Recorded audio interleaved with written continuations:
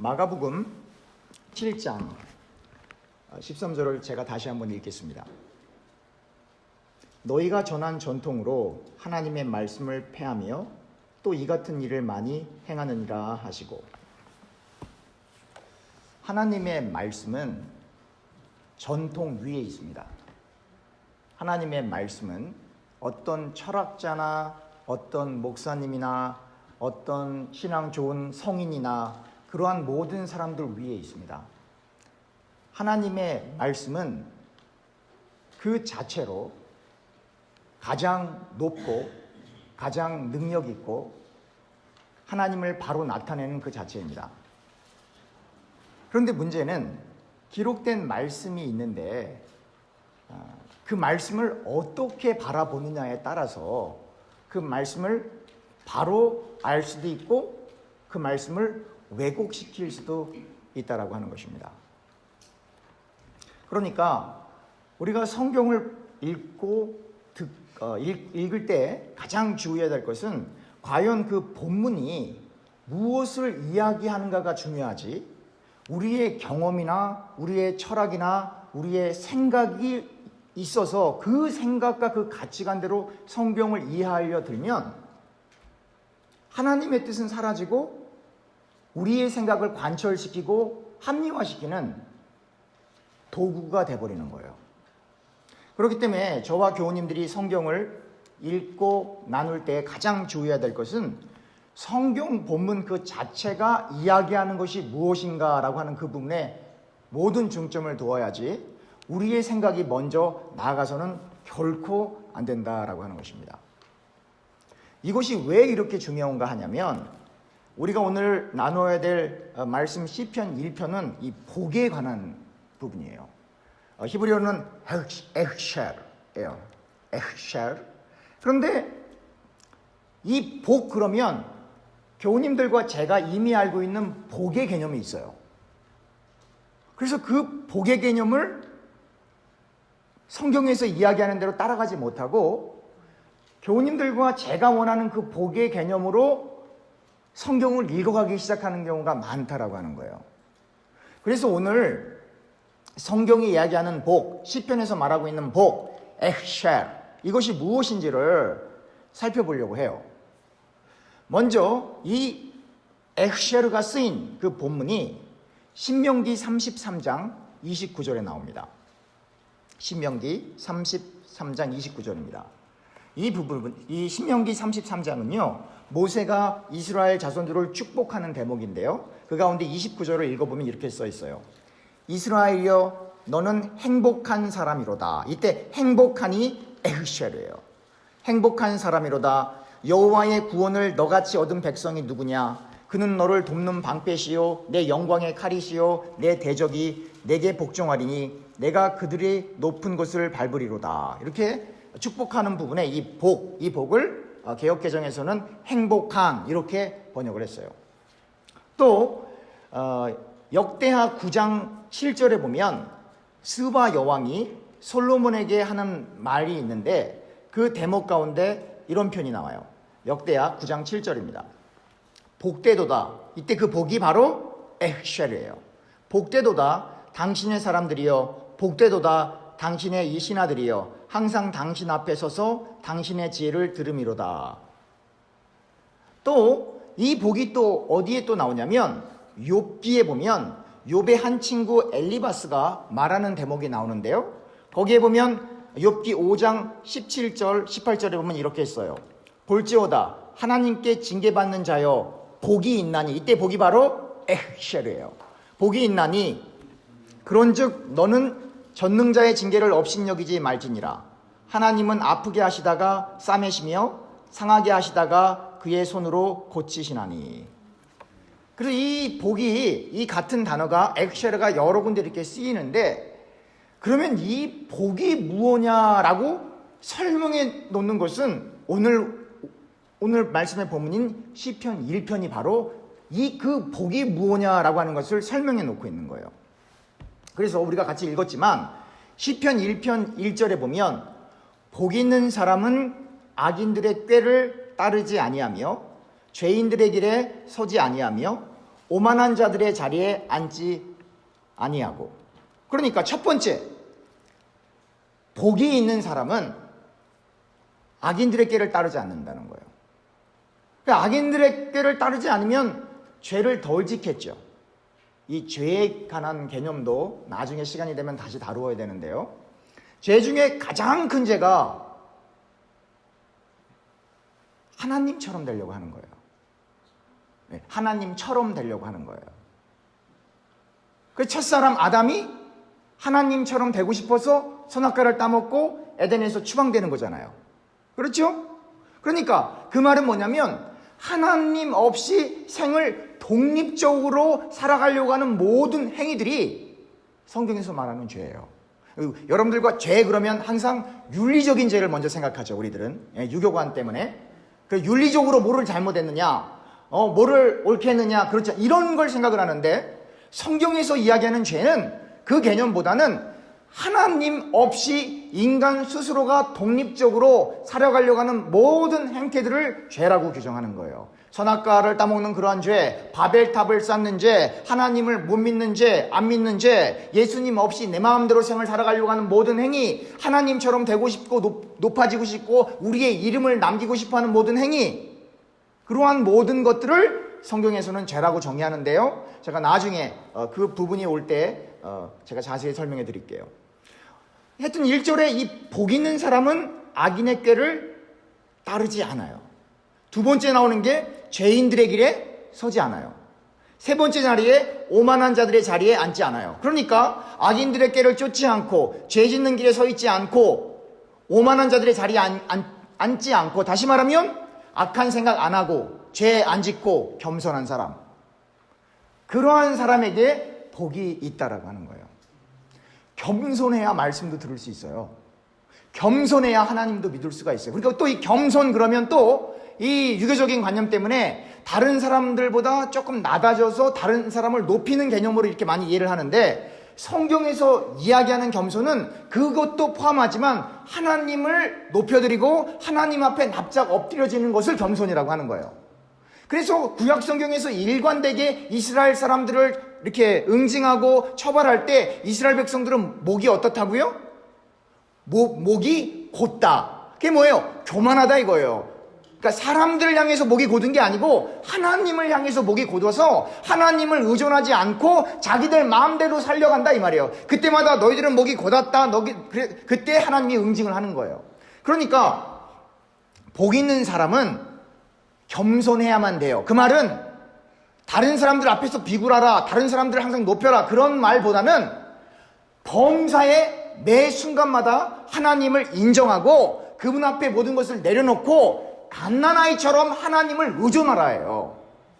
자기가 힘이 있고 자기가 능력이 있고 자기가 물질이 많고 자기가 유능하고 자기가 똑똑하고 자신이 지혜롭다고 생각하는 사람은 하나님을 의존할 수가 없어요. 왜요? 교만해서요.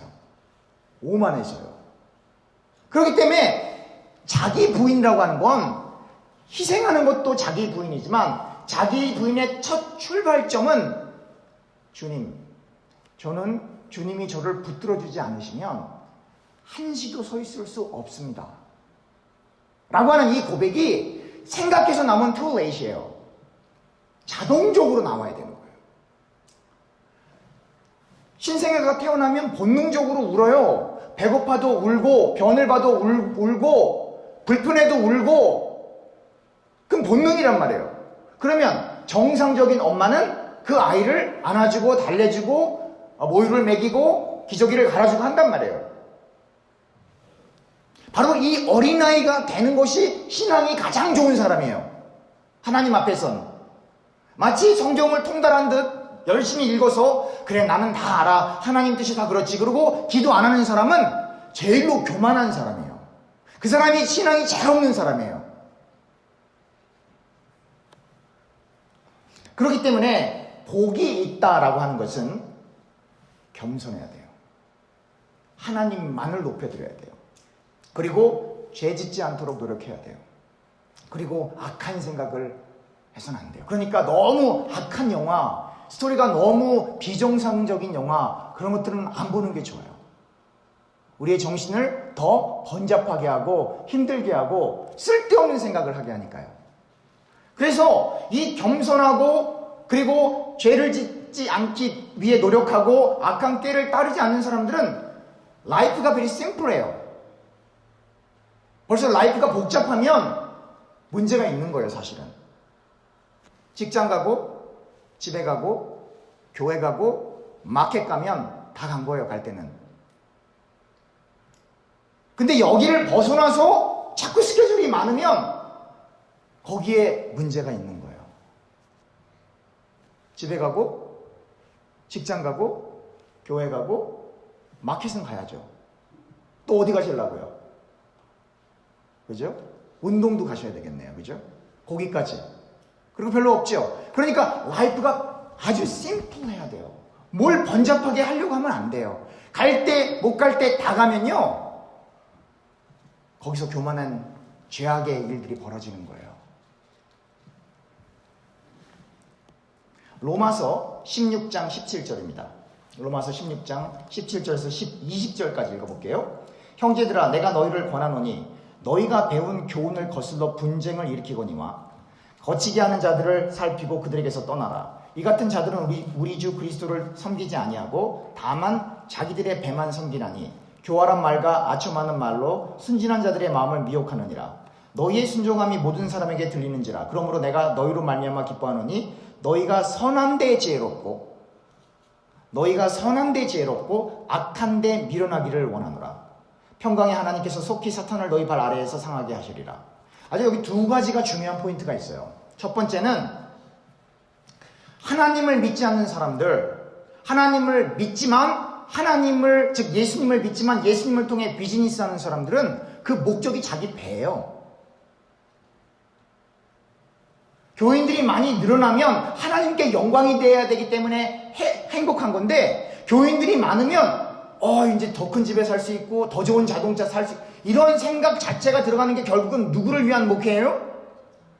자기 배를 위한 목회지 하나님을 위한 목회가 아니에요. 세상에서는 비즈니스 하면 그것이 커지면 말이죠, 당연히 좋은 차 좋은 집 살죠. 그거 갖고 누가 뭘 하겠어요?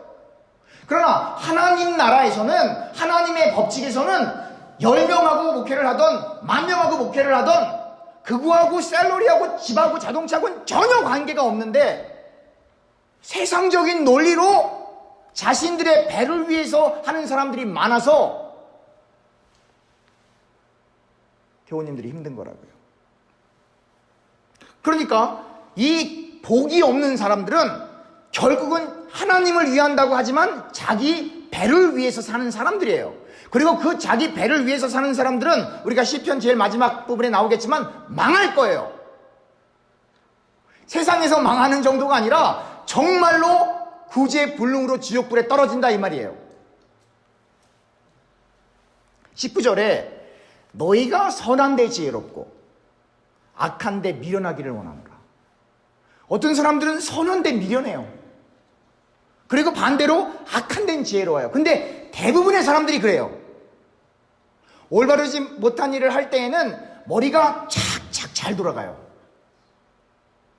그리고 좋은 일 할 때는 미련하게 해서 좋은 일을 해놓고도 다른 사람에게 상처를 주거나 상처를 받아요. 그러니까 좋은 일을 하는 게 더 어려운 거예요, 사실은. 본능적으로 사람들은 죄 짓는 데 지혜롭기 때문에, 그리고 선한 일에는 미련하기 때문에. 그러므로 저와 교우님들이 정말로 성경이 말하는 이 복을 추구한다고 한다면 겸손히 기도하며 범사의 하나님을 인정하며 죄 짓는 길에는 아예 가지도 않고 쳐다보면 안 돼요. 그죠? 제가 몇 주 전에 설교했었죠? 성경에도 나오고요. 멀쩡한 두 눈을 갖고 막 사느니 한 눈이 뽑혀서라도 어디 가는 게 나아요? 천국 가는 게 낫다고요. 멀쩡한 사지, 손과 발 갖고 죄 짓는 데 달려가느니 차라리 한쪽이 잘려서라도 어디 가는 게 낫다고요? 천국 가는 게. 성경이 그렇게 이야기를 하고 있잖아요. 이것은 행함을 통해 구원을 받는다. 그런 얘기를 하는 게 아니에요. 우리가 예수님을 믿어도 우리의 겉사람이 있기 때문에, 우리의 육이 있기 때문에, 제가 수요일에 설명드렸듯이 우리 이 몸이 감옥이라고요. 이게 철장이라고요, 이게요. 그래서 우리가 예수님을 사랑하지만 그러나 우리의 욕심과 본능과 잘못된 부정적인 생각들로 우리가 원하지 않는 바를 자꾸 생각하고 행동하려 한단 말이에요. 이 부분을 심리학에서 무의식이라 그래요. 우리가 컨트롤이 안 된단 말이에요, 잘. 그러나 그 무의식 가운데는 모든 부정적인 것만 있는 것은 아니에요. 그러나 어찌됐건 우리 속엔 말이죠, 우리가 원치 않는 것을 하려고 하는 또 다른 내가 있단 말이에요. 그것을 붙잡아내야 돼요. 누르는 게 아니고 무의식으로 누르는 걸 repress라 그래요. 무의식적으로. 의식적으로 누르는 걸 suppress라 그래요. 누르는 정도가 아니라 뽑아내야 돼요. 성령의 불로 지져내야 돼요. 그 죄성을 뽑아내야 돼요. 그래서 여러분들이 성자들이 쓴 자서전을 읽어보면, 소위 세인트 누구라고 써있는 자서전이나 일기를 읽어보면 다 회개하는, 내가 이거 잘못했다, 뭐 죄졌다, 계속 회개가 연속돼. 우리가 읽었을 때 이게 무슨 죄야? 그럴 만큼. 왜냐면 그게 안 없어지기 때문에 그래요. 시기심, 질투심, 탐욕, 기타 등등의 잘못된 것들이 잘 안 없어진단 말이에요. 그러니까 신앙생활이라고 하는 건 뭐냐면 결국은 우리 안에 있는 잘못된 그 생각들을 뿌리채 뽑아내기 위해 기도하는 거예요. 그래서 기도하는 거예요. 그래서 말씀을 읽는 거예요.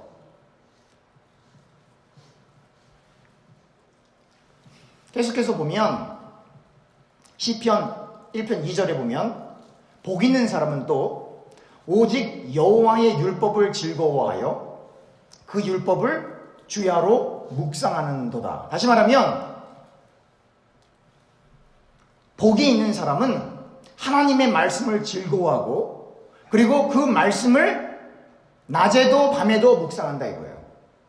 근데 생각을 해보세요. 예수님을 안 믿는 사람들이 하나님의 말씀을 읽겠어요? 예수님을 믿었어도 성경책 읽으면 뭐가 와요? 잠이 오잖아요. 좋은 이게 수면제 아니에요. 저녁 때 잠이 안 오시면 이거 한번 펴서 읽어보세요. 저기 레위기 같은 데 읽어보세요. 그러면 하나님께서 사랑하시는 자에겐 뭘 주신다고요? 잠을. 그래서 신약, 구약 이렇게 설명하시는 분들도 있는데 약이라 이 말이에요. 근데 그 약은 그런 의미는 아니죠. 그러니까 예수님을 믿어도 하나님이 주시는 복이 없는 사람은 하나님의 말씀을 즐겁게 읽을 수가 없어요. 예수님을 믿었어도. 그러니 예수님을 안 믿는 사람들이 이 성경을 읽을 이유도 없을 뿐더러 몇몇 유명한 사람들은 이 성경을 읽는 사람들이 있어요. 교양서적으로. 그러나 이 말씀을 정말 즐거워하고 하나님의 뜻을 알고 싶어서 말씀을 읽는 사람들은 하나님이 주신 복이 없이는 그게 안 된다는 거예요. 그러니까 지금 이 정도 설명했으니까 그 복이라고 하는 것이 세상에서 말하는 그 복하고 좀 다르다는 느낌이 오시죠? 그러니까 하나님의 관심은 여러분들과 저의 육신의 성공이나 출세나 세상에서 잘 되는 데 관심이 없으세요. 제가 거듭거듭 강조할 거예요. 그러면 예수 믿는 사람들은 다 가난하게 살란 말이냐? 그런 얘기가 아니에요. 여러분들과 저는 천국을 소망하기 때문에 세상에서는 다른 사람들보다 더 책임감을 가지고 더 열심히 일을 해야 돼요. 천국 때문에 다 내팽개치고 기도원으로 들어가는 그런 건 광신이에요. 그거는. 천국을 사모하기 때문에 나에게 맡겨진 가족이 중요한 거예요. 성실히 섬겨야 돼요. 서로가. 열심히 일을 해야 돼요. 직장에서도 다른 동료들보다 더 열심히 일을 해야 돼요. 천국이 있기 때문에. 그러나 교우님들과 저는 열심히 세상에서도 일을 하지만, 천국에 있어서 일을 하지만 그 일이 잘 된다고 웃고 안 된다고 울고, 자녀가 잘 된다고 웃고 안 됐다고 울고 이러지 않는단 말이에요. 왜요? 어디가 있기 때문에요? 천국에 가야 되니까. 그러면 여러분들과 제가 정말로 땅을 치고 울어야 될 때는 뭐냐면, 여러분들과 제가 하는 일이 잘 되고 안 되고 때문에 우는 게 아니고, 내 자식이 예수 안 믿으면 그때 울어야 되는 거예요. 네. 앞으로 50년, 100년 지난 다음에 이민교회 다 어떻게 되겠어요? 어른들 3,000명 모이면 뭐예요, LA? 영어권 애들 100명도 안 되는 거. 나중에 그러면 다 건물 다 다른 교회에 다른 데 뺏기거나, 아니면 교회가 뭐 백화점 되거나 그러는 거예요. 그러니까 하나님의 관심도 영원이란 말이에요. 여기서 잘 먹고 잘 살아도 130년, 길어도, 아주 길어도. 그러니까 나이 70 되신 분들은 이제부터 인생이 시작이에요. 이제부터. 앞으로 60년 더 사실 거니까. 네. 그런데 그 다음에는 원하던 원치 않던, 우리가 성경을 하나님의 말씀이라고 믿는다고 한다면 원하던 원치 않던 천국과 지옥이 있다고요. 그거는 내가 믿든 안 믿든 성경을 믿는다고 하면 그렇게 써있단 말이에요. 그러니까 여러분들과 제가 삶을 살아가는 목적이 저 천국이니까 교회에 다 이게 아니고, 삶을 성실하게 살되 지금부터 죽음을 준비하는 삶을 살아야 된다는 거예요.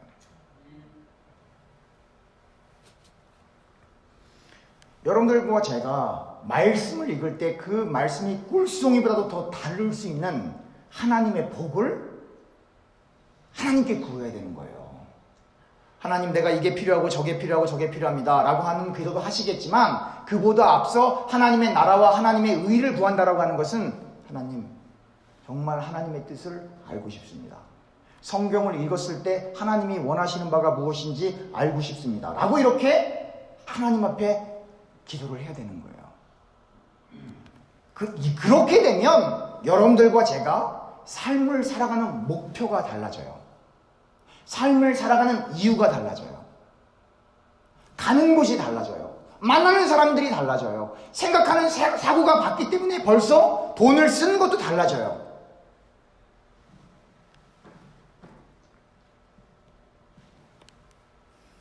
바라옵게 원하기는 교우님들에게 하나님의 말씀을 즐거워하고 그 말씀을 주야로 낮에도 밤에도 읽는 정도가 아니라 묵상할 수 있는 그러한 복을 다 받으시길 주님의 이름으로 축원합니다.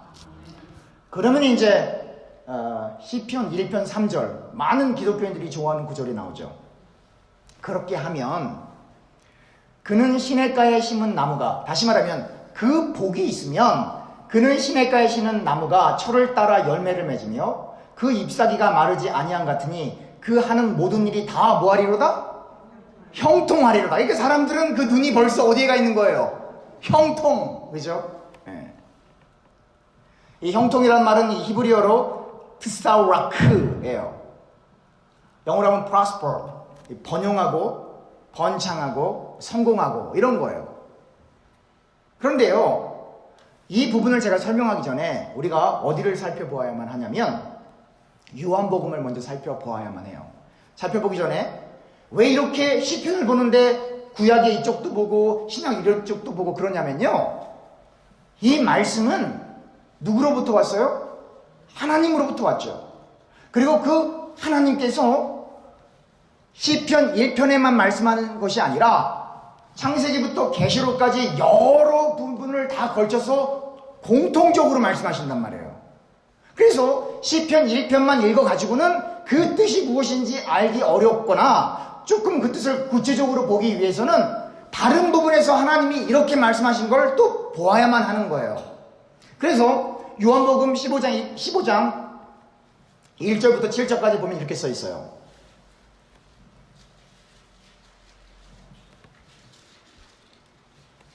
요한복음 15장 1절에서부터 7절입니다. 나는 참 포도나무요 내 아버지는 농부라. 물은 내게 붙어 있어 열매를 맺지 아니하는 가지는 아버지께서 그것을 제거해 버리시고 물을 열매를 맺는 가지는 더 열매를 맺게 하려 하여 그것을 깨끗하게 하시느니라. 너희는 내가 일러준 말로 이미 깨끗해졌으니 내 안에 거하라. 나도 너희 안에 거하리라. 가지가 포도나무에 붙어 있지 않으면 스스로 열매를 맺을 수 없음 같이 너희도 내 안에 있지 않으면 그러하리라. 나는 포도나무여 너희는 가지라. 그가 내 안에 내가 그 안에 거하면 사람이 열매를 많이 맺나니 나를 떠나서는 너희가 아무것도 할 수 없습니다. 사람이 내 안에 거하지 아니하면 가지처럼 밖에 버려져 마르나니 사람들이 그것을 모아다가 불에 던져 사르느니라. 7절 중요하죠. 너희가 내 안에 거하고 내 말이 너희 안에 거하면, 다시요, 너희가 내 안에 거하고 내 말이 너희 안에 거하면 무엇이든지 원하는 대로 구하라. 그리하면 이루리라. 이게 형통이에요. 시편에서 얘기하는. 근데 단서가, 전제가 너희가, 즉 우리가 예수님 안에 거하고 예수님의 말씀이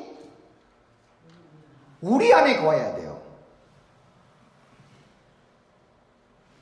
우리가 성경을 읽어보면 말이죠. 우리가 구약 성경 그러면 창세기부터 말라기까지를 보통 생각을 해요. 그리고 신약 성경 하면 마태복음부터 계시록까지 생각을 한단 말이에요. 그죠? 그런데 예수님은 구약 시대 사람이에요? 신약 시대 사람이에요? 그러니까 이게 다들 이렇게 신약 시대 사람으로 생각을 한단 말이에요. 그러나 예수님은 구약 시대 사람이에요.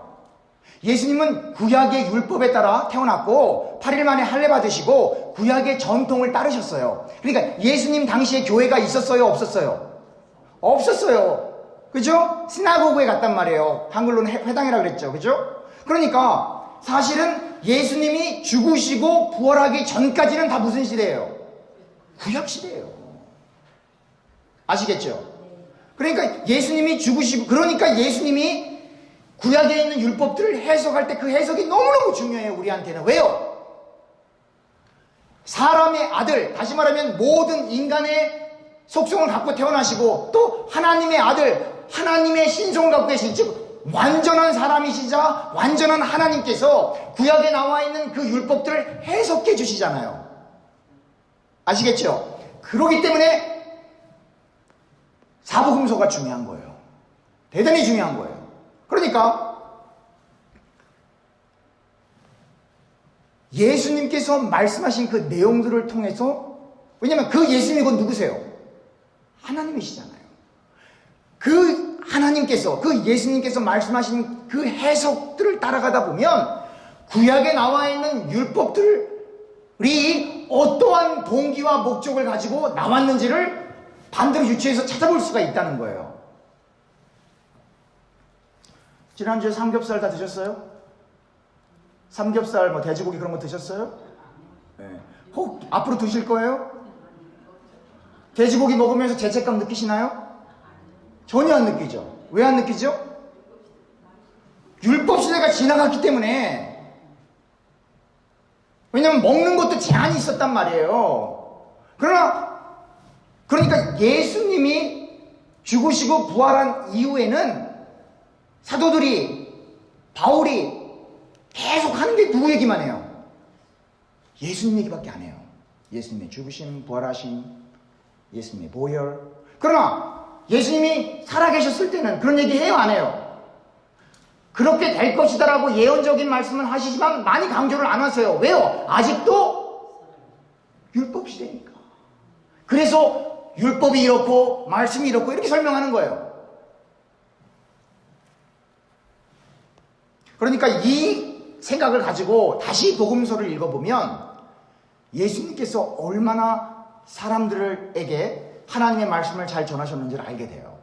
그런데 어찌됐건 여기 보면 너희가 내 안에 거하고, 즉 우리가 예수님 안에 거하고 예수님이 우리 안에, 예수님의 말씀이 우리 안에 거하는, 즉 이렇게 산 사람들이 예수님이 죽으시고 부활하신 다음에 있어요, 없어요? 성경에 있어요, 없어요? 있잖아요. 베드로가 그렇게 살았고 바울이 그렇게 살았고 많은 예수님의 제자들이 그렇게 살았잖아요. 초대교회 이야기, 예루살렘 교회 이야기, 안디옥 교회 이야기, 브루스아길라, 아길라 이야기, 얼마나 많은 사람들의 이야기가 그렇게 써 있잖아요. 예수님 안에 거했던 사람들, 예수님의 말씀이 그들 안에 거했던 사람들, 그 사람들이 어떻게 살았단 말이에요. 세상 것을 단 한 번이라도 구한 사람이 있나요?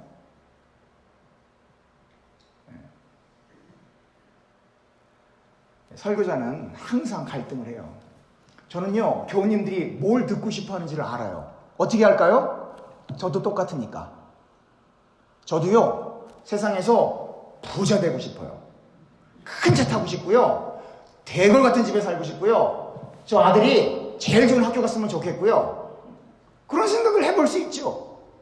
근데 성경을 아무리 읽어봐도 주의 말씀이 그 안에 있는 사람들은 그러한 삶을 생각조차도 하는 사람이 없단 말이에요. 주님 가신 그 길을 어떻게 하면 따라갈 수 있을까? 어떻게 하면 편한 길을 접고 좁은 길을 갈 수 있을까? 어떻게 하면 내가 갖는 것보다 나눠줄 수 있을까? 어떻게 하면 내 이름을 최대한 가리고 주님만 나타낼까? 어떻게 하면 저 사람을 돕더라도 저 사람도 상처 안 받고 나도 상처 안 받고 그리고 나는 안 드러나고 예수님만 나타날 수 있을까? 그래서 1세대 사람들은 대부분 다 순교하는 거예요. 그러니까 시편을 읽어가면서 형통하리로다, 부자 되고 잘 먹고 잘 살고 높아지고 진급하고, 그런 복은 없다고요. 성경에 아예 없어요. 저는 그런 복을 여러분들이 받기를, 세상에 말하는 그런 복을 여러분들이 받았으면 좋겠다는 마음이 있지만, 그러나 그런 복을 받아서 부자가 된 사람에 대한 예는 성경에 나와요. 부자와 누구 이야기요? 나사로 이야기. 세상이 말하는 그 복을 쫓아가서 결국 부자가 되고, 그리고 그 밑에 가난한 나사로가 있지만 죽었을 때 부자는 어디가 있더라 말이에요. 지옥에 떨어져 있다고요. 모든 부자들은 다 지옥 간다는 얘기가 아니에요. 세상의 부를 쫓아가는 사람들에게는 지옥으로 떨어질 가능성이 훨씬 더 많다 이 말이에요. 하나님 없이 돈만 쫓아가는 사람들, 하나님 없이 높아지는 사람들, 신문지 봐요. 그 사람들이 뭐하나? 여기서도 힘들지만 저 세상 가서는 힘든 정도가 아니란 말이에요. 이렇게 얘기를 하면 기독교들이 아무 일도 안 하려고 하는데 그렇지 않죠. 천국이 있기 때문에 여러분들과 제가 하는 일이 더 중요한 거예요.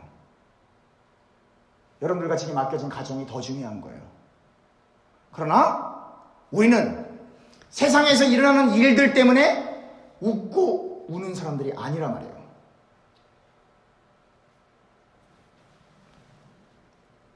그러니까 복이 있는 사람은 마치 시냇가에 심은 나무가 철을 따라 열매를 맺으며 그 잎사귀가 마르지 아니함 같으니, 그러니까 그냥 자연스럽게 그게 되는 거예요.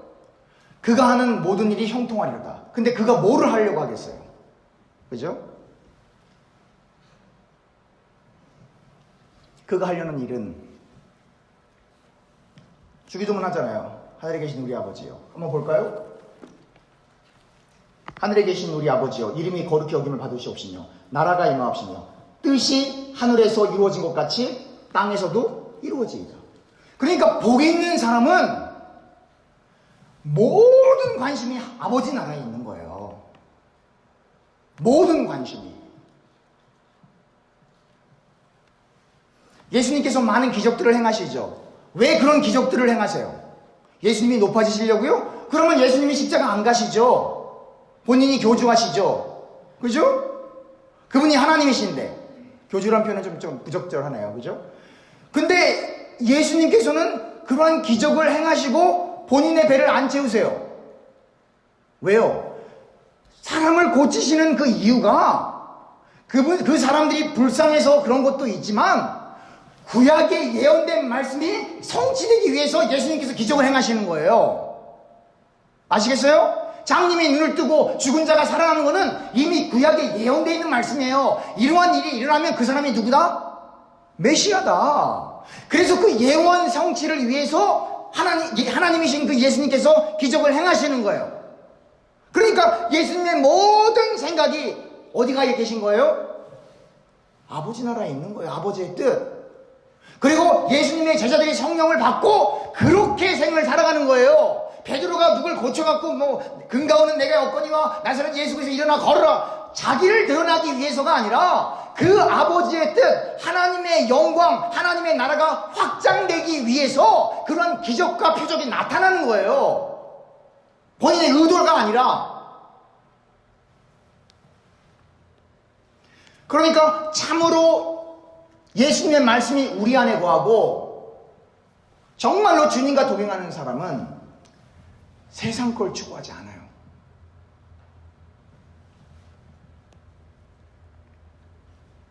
그러면 이제 하나님이 주신 복보다는 세상의 복을 향해 달려가는 사람들, 그 사람들에 대한, 그걸 성경에서는 악인이라 그랬죠. 그죠?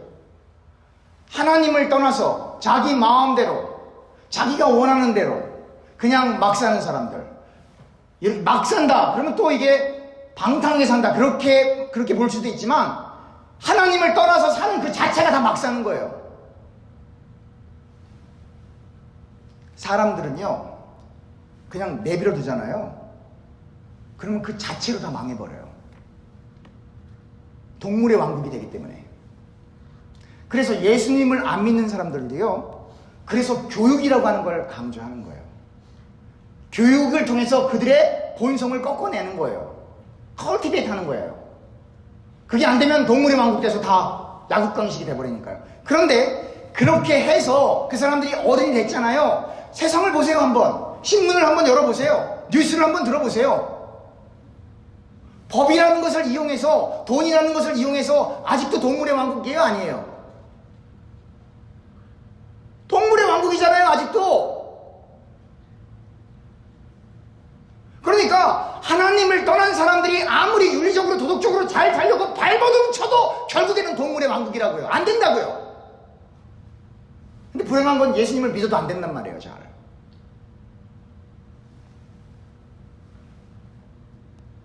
그렇기 때문에 여러분들과 제가 기도하는 거라고요. 우리의 육을 치기 위해서, 우리 마음대로 안 살기 위해서 기도하는 거라고요. 우리의 성질을 죽이고 우리의 잘못된 생각을 뽑아내고, 누르는 건 안 돼요. 그냥 뽑아내야 돼요. 근데 어찌됐건 이 세상의 복을 향해 달려가는 사람들에게 그걸 악인이라고 하는데요. 하나님을 떠나서 자기들 마음대로 막 사는 사람들. 그러니까 하나님을 떠난 그 자체가 막 사는 거예요. 노메로와. 그런데 4절부터 5절에 이렇게, 오직 바람에 나는 겨와 같도다. 그러므로 악인들은 심판을 견디지 못하며 죄인들이 의인의 모임에 들지 못하리로다. 이게 악인들이 맞이할 상태라 이 말이죠.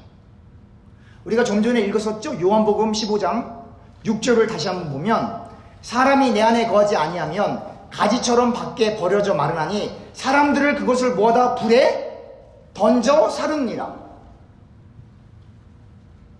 여러분 알고 그렇게 타작한 다음에 그 겨는 다 태워버리잖아요. 예수님의 포도나무에 붙어있지 않고 떨어져 나가면 사람들이 그걸 다 모아다가 태워버리잖아요. 그게 세상의 복을 따라가는 사람들이 갈 종착지예요. 누가복음 3장 15절에서부터 17절입니다. 백성들이 바라고 기다림으로 모든 사람이 요한을 혹 그리스도가 심중에 생각하니, 요한이 모든 사람에게 대답하여 이르시되 나는 물론 너에게 세례를 베풀거니와 나보다 능력이 많으시니가 오시나니 나는 그의 신발끈을 풀리도 감당하지 못하겠노라. 그는 성령과 불로 너에게 세례를 베푸실 것이요 손에 키를 들고 자기의 타장마장을 정하사 알곡은 모아 곡간에 들이고 쭉정이는 꺼지지 않는 불, 그냥 불이 아니에요. 꺼지지 않는 불에 태우리라. 그게 세상의 복을 쫓아가는 사람들이 갈 것이에요. 예수님을 믿어도 예수님을 통해서 세상의 복만 바라보는 사람들도 그렇게 될 수 있어요. 그러니까 예수님을 안 믿는 거죠. 믿어도 오해하는 거죠. 잘못 믿은 거죠.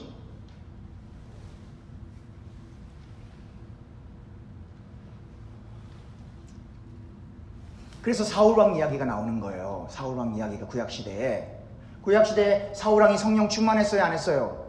사울왕이 초창기엔 성령 충만해서 예언까지 했단 말이에요. 그러나 하나님께서 성신을 거둬가셔 버리니까 결국은 악신이 역사한단 말이에요. 그래서 결국은 다윗을 죽이려고 하는 거예요, 매 순간마다. 그리고는 결국 망해버리는 거예요.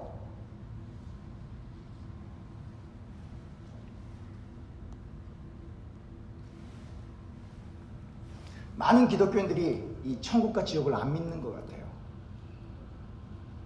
그러니까 이 땅이 전부인 줄 알죠. 그리고 이 세상의 모든 공을 다 드려요. 근데 우리 삶은 짧은데 말이죠. 시편 1편 6절입니다. 무릇 악인들의 길은 의인들의 길은 여호와께서 인정하시나, 무릇 의인들의 길은 여호와께서 인정하시나 악인들의 길은 어떻게 하리로다? 망하리로다. 이게 결론이에요.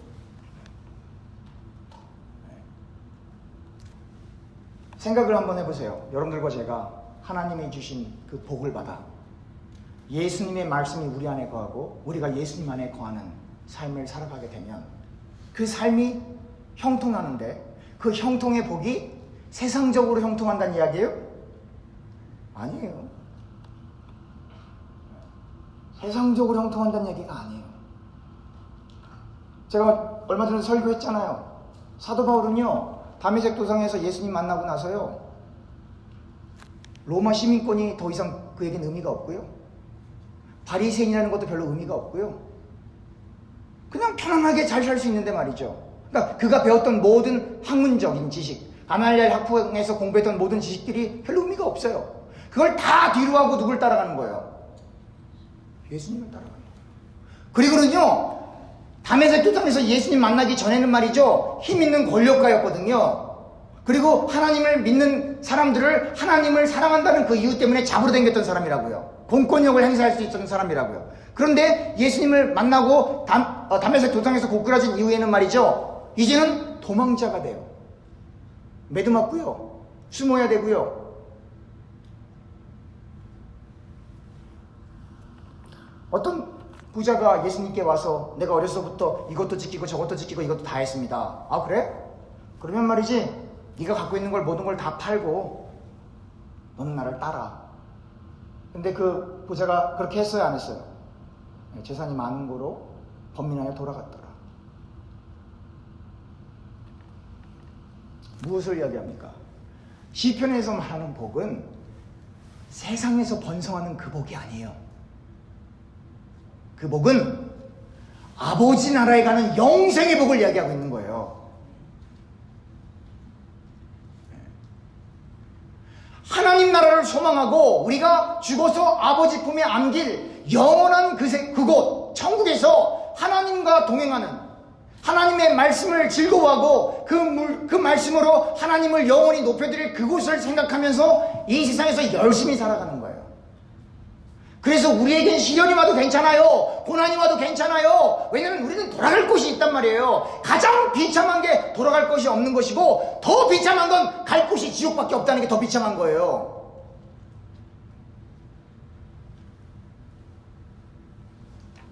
사랑하는 교우님들에게 시편에서 말하는 그 복, 시편에서 말하는 그 형통함, 아버지 나라를 구하며 아버지의 뜻이 하늘에서 이루어진 것처럼 땅에서도 이루어지기 위해 모든 생을 바치는 그 복이 저와 교우님들에게 임하기를 간절히 축원하고 소원합니다. 기도합시다.